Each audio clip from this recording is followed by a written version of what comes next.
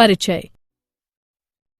जड़ों, तनों तथा पत्तियों के गुणों, प्रकारों, रूपांतरणों और कार्यों की हम पहले ही चर्चा कर चुके हैं।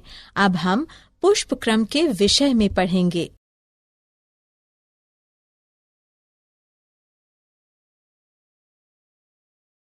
उद्देश्य।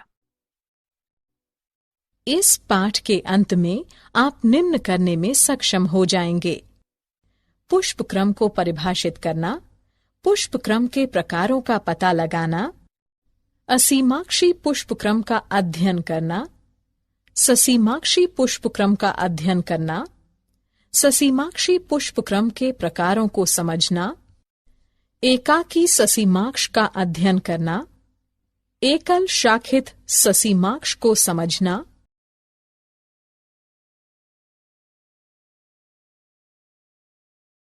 द्विशाखित ससीमाक्ष को पढ़ना, बहुशाखित ससीमाक्ष को समझना, पुष्प क्रम के विशेष प्रकारों का अध्ययन करना, साइथियम का अध्ययन करना, पुष्प भ्रमी को समझना, हाइपेंथोडियम का पता लगाना।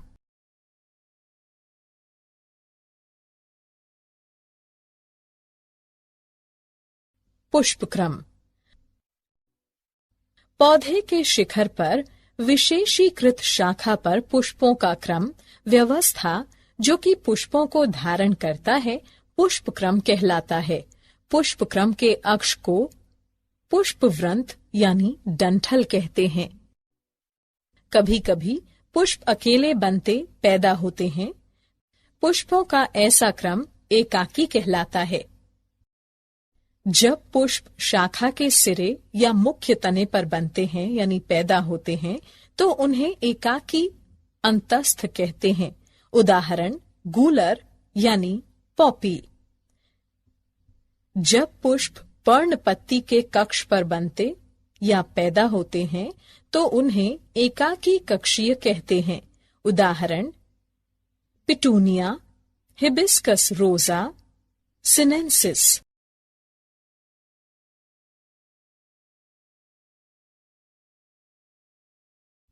पुष्प क्रम के प्रकार। पुष्प क्रम मुख्यतः 3 प्रकार के होते हैं: असीमाक्षी पुष्प क्रम, ससीमाक्षी पुष्प क्रम, विशेष यानी विशिष्ट प्रकार के पुष्प क्रम।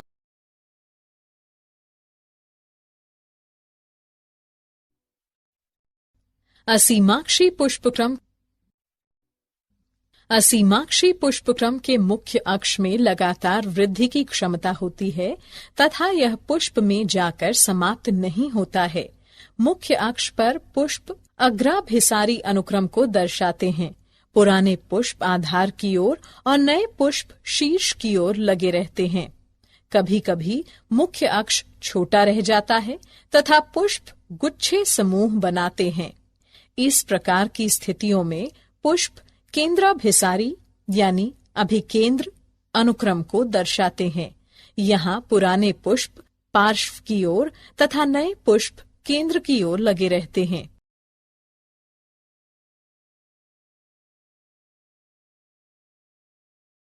ससीमाक्षी पुष्पक्रम।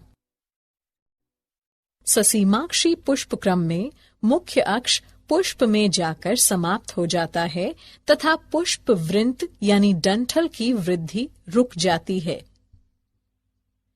पुष्प तलाभिसारी अनुक्रम को दर्शाते हैं। पुराने पुष्प शीर्ष पर जबकि नए पुष्प आधार की ओर लगे रहते हैं। जब पुष्प गुच्छों में व्यवस्थित होते हैं तो वे केंद्राभिसारी यानी अभिकेंद्री होते हैं। इसमें पुराने पुष्प केंद्र की ओर तथा नए पुष्प पार्श्व की ओर लगे रहते हैं।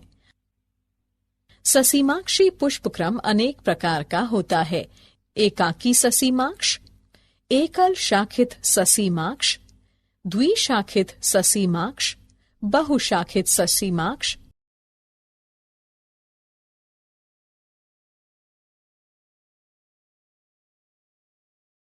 एकाकी ससीमाक्ष। यह ससीमाक्षी पुष्पक्रम का सरल प्रकार है जिसमें कि सिर्फ एक ही पुष्प होता है। पुष्प छोटे पुष्पवृंत यानी डंठल पर अंतस्थ या कक्षीय अवस्था या स्थिति में हो सकता है। उदाहरण थेस्पेसिया।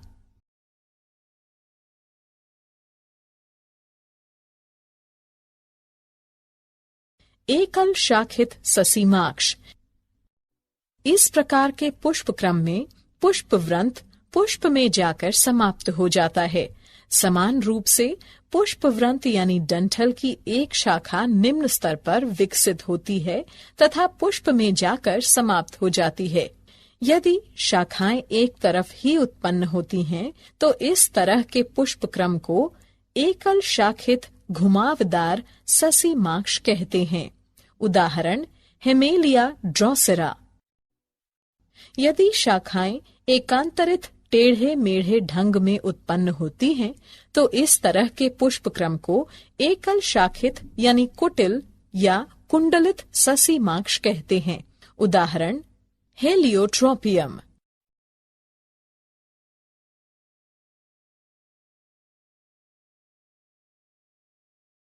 द्विशाखित ससीमाक्ष।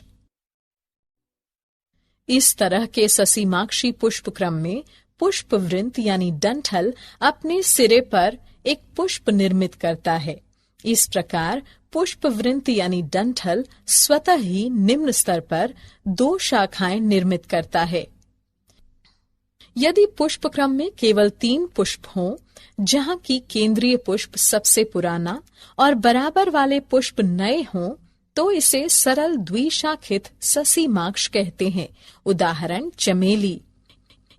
यदि पुष्पक्रम शाखित होता है तो उसे संयुक्त द्विशाखित ससीमाक्ष कहते हैं। उदाहरण क्लेरोडेंड्रॉन और रिटिया।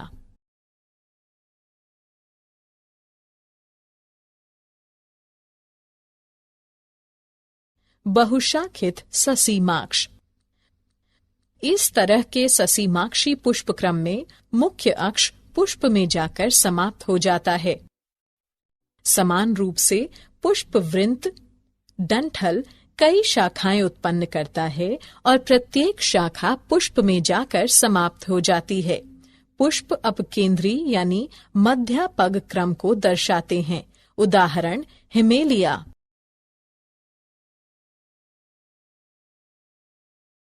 विशेष प्रकार के पुष्पक्रम।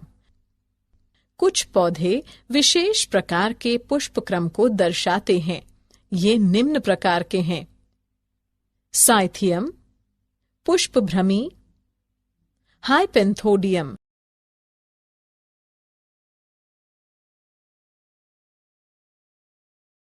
साइथियम। इसमें पुष्पक्रम बहुत कम या छोटा होता है। यह एक कप के आकार का पात्र धानी है जो कि 5 सहपत्रों के संलयन से बना होता है। साधारणतः इस कप की सतह पर एक पीले रंग की मरकंद स्रवित करने वाली ग्रंथि उपस्थित होती है। इस कप के केंद्र से एक एकल मादा पुष्प निकलता है। यह बहुत ही छोटा होता है और एक लंबे तंतु पर उगता है। नर पुष्प बहुत छोटे होते हैं और कुटिल या कुंडलित ढंग से प्रत्येक सहपत्र के कक्ष से इनका निर्माण होता है। उदाहरण यूफोर्बिया पुल्केरिमा।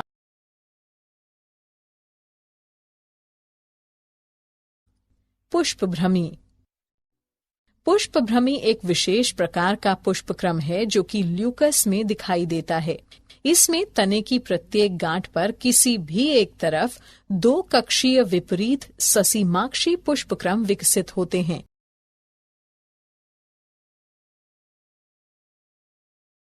हाइपेंथोडियम। इस तरह के पुष्पक्रम में पात्र यानी धानी एक गुहा युक्त गोलाकार हो जाता है। यह एक छोटे से छिद्र के साथ बाहर की तरफ खुलता है। पात्र यानी धानी की आंतरिक सतह से अनेक छोटे अवृंत पुष्पों का निर्माण होता है। ये पुष्प 3 प्रकार के होते हैं: नर पुष्प, मादा पुष्प और अनुपजाऊ यानी बांझ मादा पुष्प चंद्रकांति। उदाहरण गूलर यानी फाइकस।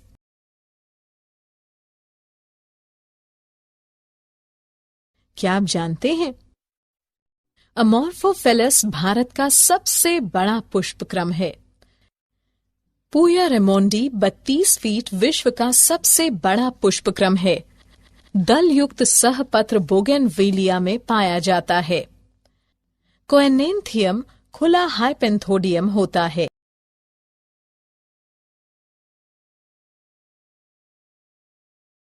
सारांश। आइए हमने जो कुछ सीखा है उसे संक्षेप में दोहराएं। पुष्प विभिन्न प्रकार के पुष्पक्रमों में व्यवस्थित होते हैं। पुष्पक्रम के अक्ष को पुष्पवृंत यानी डंठल कहते हैं।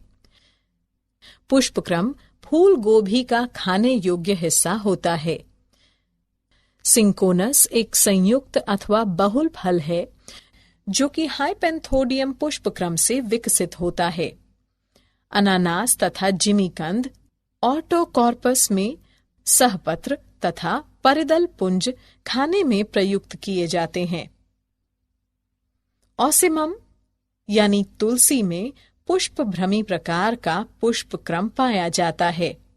समानांतर विन्यास तथा ससीमाक्ष अथवा पुष्प क्षत्र युक्त अरीय पत्तियों का साधारण गुच्छा लिलिएसी कुल के लक्षण हैं। ग्रामिनी कुल में कनिष्का यानी स्पाइकिका पुष्पक्रम होता है।